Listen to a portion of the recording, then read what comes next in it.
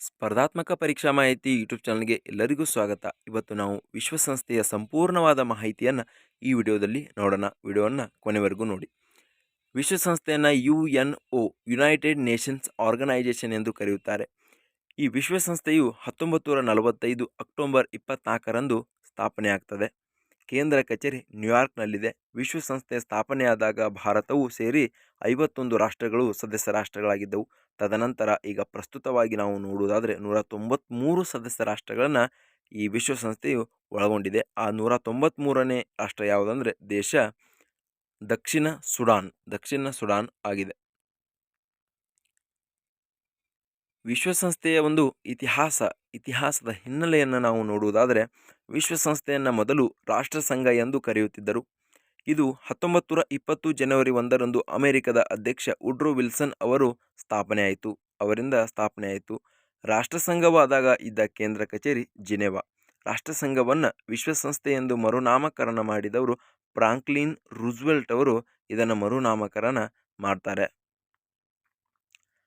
ವಿಶ್ವಸಂಸ್ಥೆಯು ಅಟ್ಲಾಂಟಿಕಾ charter ಎಂಬ ಕಾಯ್ದೆಯ ಮೂಲಕ ಜಾರಿಗೆ ಬಂದಿತು. ವಿಶ್ವಸಂಸ್ಥೆಯಲ್ಲಿ 19 ಅಧ್ಯಾಯಗಳು, 111 ವಿಧಿಗಳು ಇವೆ. ವಿಶ್ವಸಂಸ್ಥೆಯ ಪೀಠಿಕೆಯು ವಿಶ್ವದ ಜನಸಮುದಾಯವೆನಿಸಿದ ನಾವು ಎಂದು ಪ್ರಾರಂಭವಾಗುತ್ತದೆ. ವಿಶ್ವಸಂಸ್ಥೆಯ ಲಾಂಛನದಲ್ಲಿ ಆಲಿವ್ ರೆಂಬೆಗಳಿವೆ. ಇನ್ನು ವಿಶ್ವಸಂಸ್ಥೆಯ ಸಂಸ್ಥಾಪಕರ ಬಗ್ಗೆ ನಾವು ನೋಡುವುದಾದರೆ ವಿನ್ಸ್ಟನ್ ಚರ್ಚಿಲ್ ಅವರು ಬ್ರಿಟನ್ದವರು, ಸ್ಟಾಲಿನ್ ರಷ್ಯಾ, ಫ್ರಾಂಕ್ಲಿನ್ ರೂಸ್ವೆಲ್ಟ್ ಅವರು ಅಮೆರಿಕಾದವರು. ಪ್ರಸ್ತುತ ಪ್ರಧಾನ ಕಾರ್ಯದರ್ಶಿಗಳನ್ನು ನಾವು ನೋಡುವುದಾದರೆ ಅಂಟೋನಿಯೋ ಗುಟೆರಸ್ ಪೋರ್ಚುಗಲ್ದವರು ಈಗ ಪ್ರಸ್ತುತವಾಗಿ ಕಾರ್ಯದರ್ಶಿಗಳು ಆಗಿದ್ದಾರೆ. ಇನ್ನು ವಿಶ್ವಸಂಸ್ಥೆಯ ಖಾಯಂ ಸದಸ್ಯ ರಾಷ್ಟ್ರಗಳು ಮತ್ತು ವಿಶ್ವಸಂಸ್ಥೆಯ ಅಧಿಕೃತ ಭಾಷೆಗಳು ನಾವು ನೋಡೋದಾದರೆ ವಿಶ್ವಸಂಸ್ಥೆಯ ಖಾಯಂ ಸದಸ್ಯ ರಾಷ್ಟ್ರಗಳು ನಾವು ಮೊದಲು ನೋಡೋಣ. France, America, China, England, Russia ಇವು ವಿಶ್ವಸಂಸ್ಥೆಯ ಖಾಯಂ ರಾಷ್ಟ್ರ ಸದಸ್ಯರು ಆಗಿದ್ದಾರೆ. ವಿಶ್ವಸಂಸ್ಥೆಯ ಅಧಿಕೃತ ಭಾಷೆಗಳನ್ನು ನಾವು ನೋಡೋದಾದರೆ French, Arabic, Chinese, English, Russian, Spanish ಪ್ರಮುಖ ಭಾಷೆಗಳಾಗಿವೆ. ವಿಶ್ವಸಂಸ್ಥೆಯಲ್ಲಿ 6 ಅಂಗಸಂಸ್ಥೆಗಳಿವೆ. ಆ ಅಂಗಸಂಸ್ಥೆಗಳ ಬಗ್ಗೆ ನಾವು ತಿಳಿದುಕೊಳ್ಳಬೇಕಾದರೆ ಸಾಮಾನ್ಯ ಸಭೆ, ಭದ್ರತಾ ಮಂಡಳಿ, ಆರ್ಥಿಕ ಮತ್ತು ಸಾಮಾಜಿಕ ಮಂಡಳಿ, ಅಂತಾರಾಷ್ಟ್ರೀಯ ಸಚಿವಾಲಯ, ಧರ್ಮದರ್ಶಿ ಮಂಡಳಿ, ಅಂತಾರಾಷ್ಟ್ರೀಯ ನ್ಯಾಯಾಲಯ.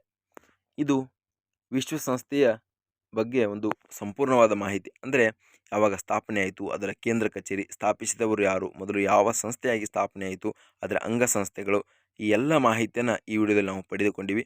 ಇನ್ನು ಮುಂದಿನ ವಿಡಿಯೋದಲ್ಲಿ ವಿಶ್ವಸಂಸ್ಥೆಯ 6 ಅಂಗಸಂಸ್ಥೆಗಳ ಒಂದು ಸಂಪೂರ್ಣವಾದ ಮಾಹಿತಿಯನ್ನು ಪಾರ್ಟ್ 2 ಅಲ್ಲಿ ನಾವು ನೀಡ್ತಾ ಇದ್ದೀವಿ.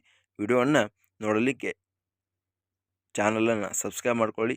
ಈ ವಿಡಿಯೋ ಇಷ್ಟವಾದರೆ ಲೈಕ್ ಮಾಡಿ, ಶೇರ್ ಮಾಡಿ ಎಂದು ಹೇಳ್ತಾ ವಿಡಿಯೋನ ಕೊನೆಗೊಳಿಸ್ತಾ ಇದ್ದೀವಿ. ಎಲ್ಲರಿಗೂ ಧನ್ಯವಾದಗಳು.